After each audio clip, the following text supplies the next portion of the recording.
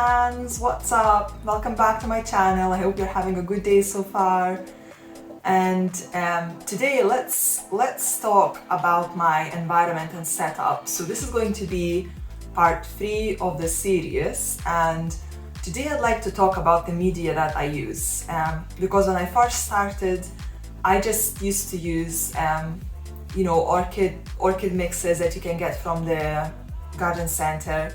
And the more orchids I got, the more I realized that I can't just use one mix for all orchids. I need to adjust my mix depending on what the orchid needs. So some of them will like drying out between waterings.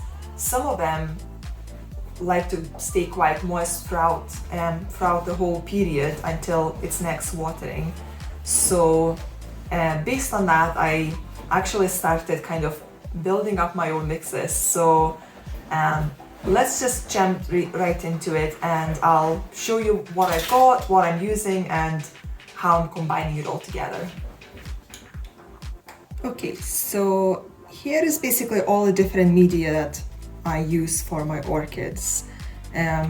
So I mainly pot my orchids in organic media. So I would use bark, which would be basically large bark, or medium bark. I mean, for my small orchids, that's huge bark. And then this is a small grade bark. And you can see a bit of perlite mixed in there. So I've got moss here as well. So what I was doing at the very beginning, I was watching a lot of Miss Orchid Girls videos. So what I would do is I would put moss layer at the bottom of the pot, and then I would use bark for the main mix in the media, and then just again mix in the moss in between. Well, in my climate, that is not a good idea, because I don't have hot days, so the water doesn't evaporate from my media as fast whatsoever. So if I use a mix like that, I could have an orchid sitting in a wet media for 2 weeks easily. It just does not dry out whatsoever. And in summer, I didn't really have any problems with that. But when the autumn came, that was an absolute nightmare. I actually had so many problems with orchids. They just did not enjoy all this extra moisture whatsoever. And this is when I kind of started repotting my orchids again.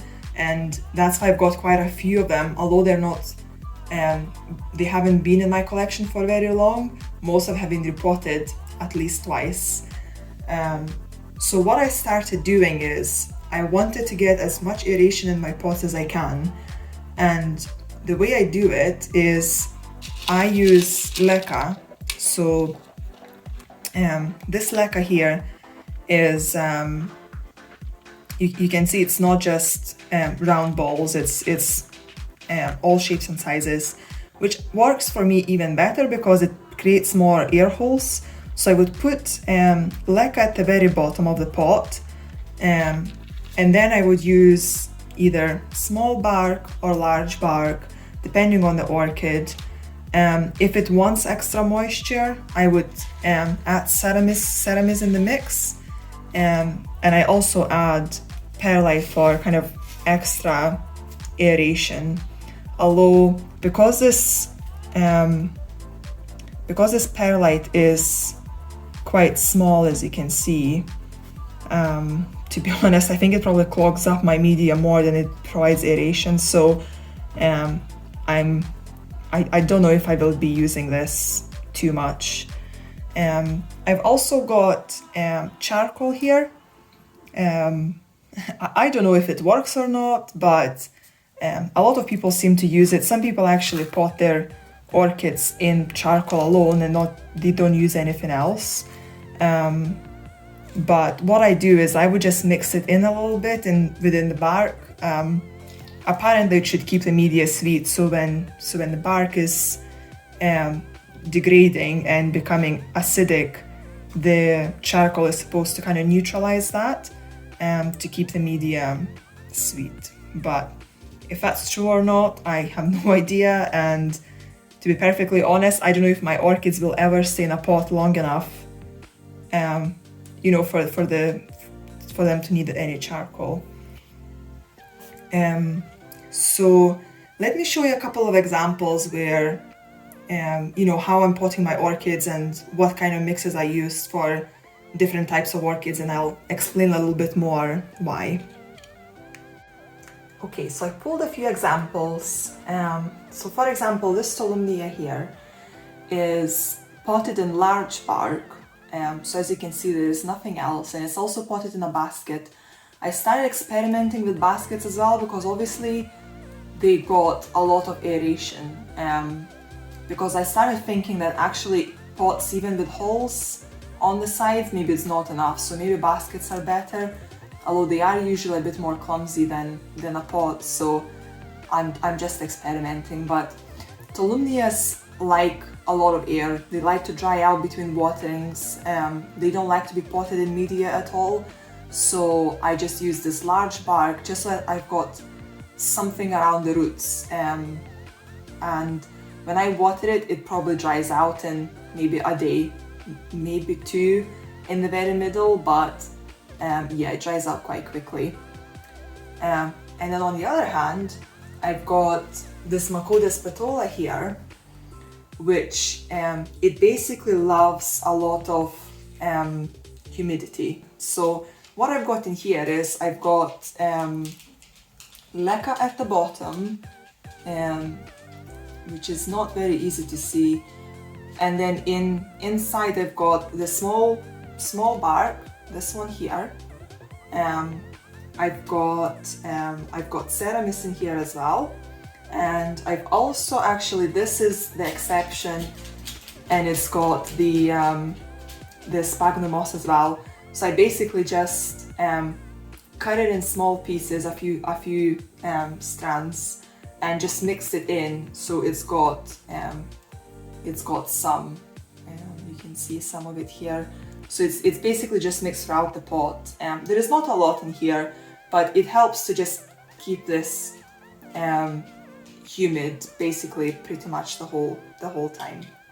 And then I've got this basically general mix. So if I don't know exactly what plants need, so like Tolumnia wants large bark, Macodes petola wants a lot of humidity, terrestrial orchids, they like to be moist as well. So if I know exactly what they want, I will change the mix so that the mix provides what they want. So this is basically a general mix.